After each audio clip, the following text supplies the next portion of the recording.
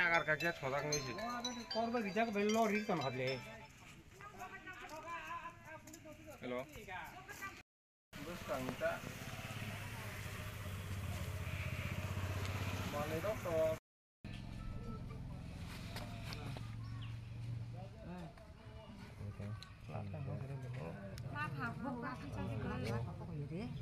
बरो आफ्नो पाइ दुखमा म छैन आफू म नो बुइतला को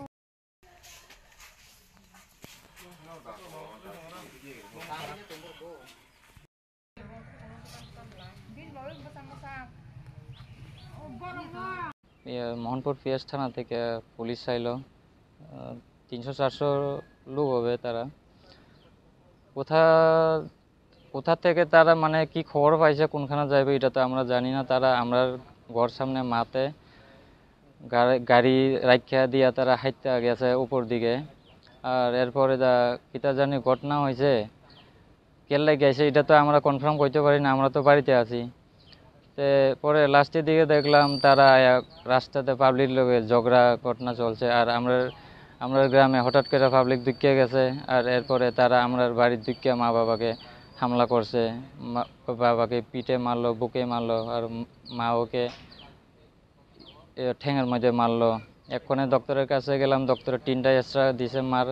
আর বাবার দিল 2টা আর বাইরের তো ওষুধ দিয়ে দিল বাইরে একটু বেশি হয়েছে না জখমটা আর এটাই আমি বলতে চাই যেটা আপনি তো দেখবেন ভিডিওটা যেটা আপনি সকালবেলা আইছেন মোহনপুর থেকে পিএস থেকে এসডিপি আপনি আইছেন আমি আপনারও দেখছি হসপিটালও আপনি লগে কথা কয়ে আইলাম এই প্রশাসনটা দেখেন আমি কি ভুল করলাম কি অপরাধ করলাম আপনি মানুষের দোষীর অপরাধটা আমরা মা বাবার উপরে আপনি চাপাই দিয়ে গেছেন এটা প্রশাসন আমি চাই কি করতে পারেন আপনারা করেন আমার বাড়ি ঘর আইয়া দেখেন কি অবস্থা করছে আর এতটুকুই আমি বলতে চাই এখন আমার মা বাবার যেটা মারছে তারা মানে তারা একটু প্রুফটা দেখতে হয় যেটা মারছে আর কি সেটা একটু দেখাবেন আমার নাম হচ্ছে প্রবীণ দেববর্মা দাউদরানী পাড়া পিএসওই মোহনপুর পিএসওই 7টা 7:30 খালি আমরার বাড়িতেই আর ওই আর একটা বাড়িতে ওই আমার আমি ওই বাড়িতে থাকি এই বাড়িতে মধ্যেও মানে তারা দরজা লাট মারছে আমি হঠাৎ করে আমি কালকে জিবি থেকে অপারেশন করে আসি আমার দাঁতের আমি হঠাৎ করে দর করে আমি বয়ে বাগিয়ে গেলাম আমার 2 বাচ্চা আসলো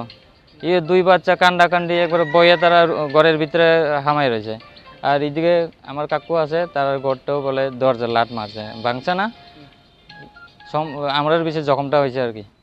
এতটুকু আমি বলতে চাই আমার মা বাবার ছবিটা একটু তুলে নিয়ে যাবে।